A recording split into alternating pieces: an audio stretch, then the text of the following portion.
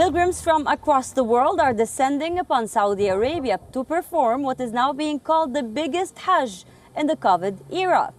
Now, some are overjoyed, others are just happy to be back.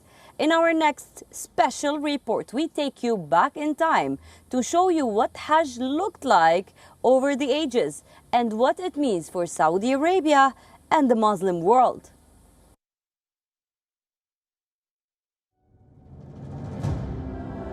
نسألك يا ربنا أن تلطف بنا وبعبادك الصالحين لطفا شاملا.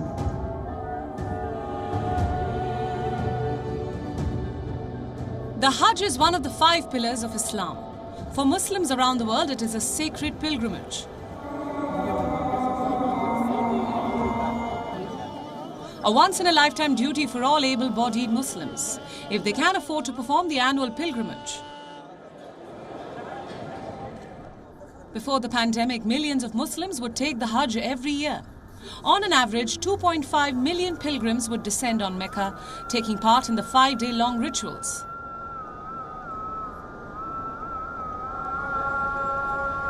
But since 2020, it has been a very different Hajj. There are restrictions on the number of pilgrims, there are restrictions on foreigners entering the kingdom, and social distancing is a must for all. But this year, things are back to normal. This is the biggest Hajj since the pandemic began. 1 million pilgrims have descended in Saudi Arabia, packing Mecca's Grand Mosque for the largest Hajj in the COVID era. As I saw the Kaaba, I felt like I was in heaven. It's amazing, so beautiful. May God accept my Hajj and that of all pilgrims.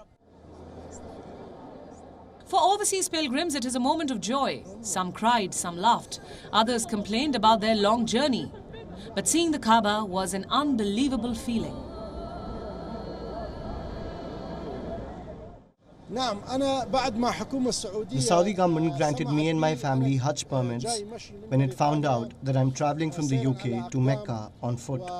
I met with my family in Medina after they arrived from the UK and we walked together to Mecca. I feel grateful to them. For women, there were more reasons to rejoice. Women can now take the pilgrimage without a male guardian or a mahram.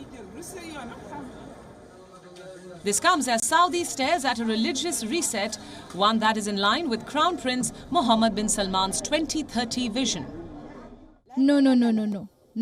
Women do not need to be accompanied by a male relative. Women are capable of handling themselves. Any educated woman, Tunisian women included, can go out on their own. There's no problem with that.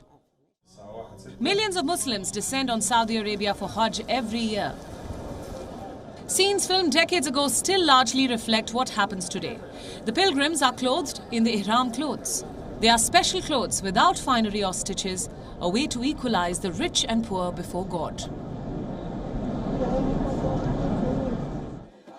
Getting to Hajj is not always easy, especially amid war and political unrest. Since the 1990 Gulf War, many Iraqis have complained of difficulty in performing Hajj.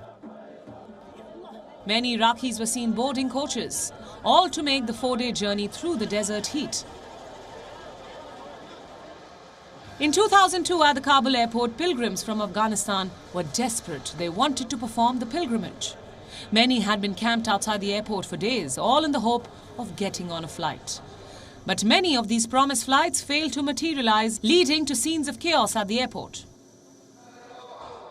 The 2015 Hajj was hit by double tragedy. First, a crane collapsed, killing more than 100 people.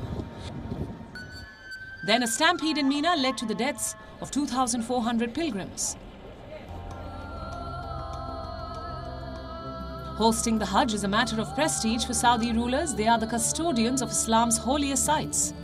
For them, it is their most powerful source of political legitimacy, using religious soft power to cement their supremacy. West Asia Bureau, WION World is One.